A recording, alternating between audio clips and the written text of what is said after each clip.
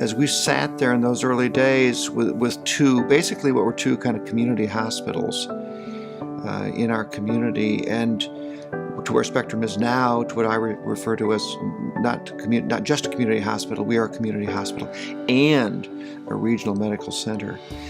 And to think about the complexity of what's going on in this place that's being done right here in our own community, where our patients can have their family and their support systems more easily around them. It's remarkable. We have an organization here that has 22,000 plus employees, and their family. They make it work. The people who give to a foundation are part of that family, and that's what makes this all work. The hospital is very unique in the sense that everybody in the community uses the hospital. Doesn't matter your gender, doesn't matter your financial ability, it just doesn't matter. It affects everybody in the community equally, providing, it enhances the life of everybody. What else can you give to that does that in your community? A lot of communities have a lot of very generous people, but this community really stands apart from that. I think that just the generosity and wanting to do the right thing and trying to not only instill with their time and energy, but their treasure as well. I think that was a surprise. I just never been in a community that's been that responsive and that focused on that, and we're real blessed to have that in this community. When they support the programs and services of Helen DeVos Children's Hospital, they know that they are touching the hearts and lives right now of children and families in our care, but they are influencing the trajectory of that care into the future through research and through innovation. What I hope they also know is that this is a very relationship-based organization, and through the strength of our staff at the foundation and through the strength of our medical staff who are asked to participate, there's an ongoing dialogue, an ongoing exchange and a conversation that is wonderfully beneficial for the staff to know that we have that commitment and that investment truly from our donors. And I hope incredibly positive for our donors that they're seeing frontline, firsthand, immediately what a positive impact they are making. The philanthropy has played a great role in developing a lot of the programs and services at the Cancer Center. And the Cancer Center is a service line or a cancer center that extends to all of our regional sites. So all the advances that we do here in Grand Rapids also we implement in our regional sites. So we have the access to the genomic testing of tumors. We have tomosynthesis in all the sites. We have implemented navigator programs in our sites, and many others. We're implementing a breast multi-specialty team in Zealand.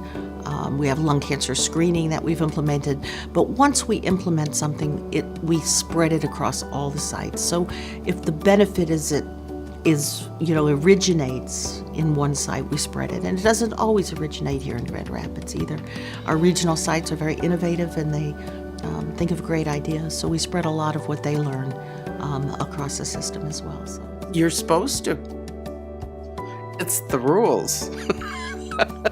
Yes, I think, a lot of people say because this is a religious community, people give back, they tithe.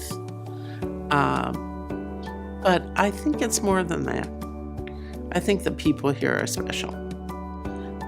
They know that if they go out into the world and they use their talents, they give back.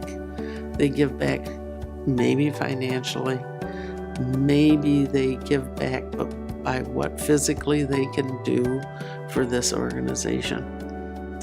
But it's all really important, and I think that West Michigan does that.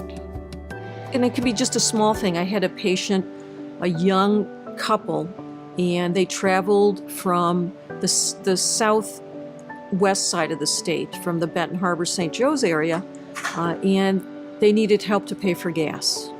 And we have here gas cards available because of the Betts Family Fund to help them. Small little things like that happen every day. It's not just the big things, it's not just our pavilion here or our inpatient unit, but they were so appreciative just to have that and to know that they could count on that traveling back and forth. That really kind of made my day. But, in Chicago at my old place of business, we didn't have that. I couldn't give someone a gas card. It's just a remarkable thing. Small, but remarkable. I think everybody has a sense of pride of what's happened. And I think that's going to enhance the growth because people like success, obviously, right? And when they see what's been accomplished, and for some of those that maybe haven't had a chance to participate in that, they're going to be willing to do that. And that's our job here at the foundation, is to find those people that are coming up that want to make a difference too, that can help us continue to lead. There's never, it seems like, well, we've done that, now we're done. We're never done. I tell everybody that comes here, whether they're residents or new partners or fellows, that I think the thing that sets this community up from all other communities is the community support. So philanthropy is huge. I think we know that. We absolutely depend upon it. And we look out around here, just sit up at the 8th floor and look around you and see what you see.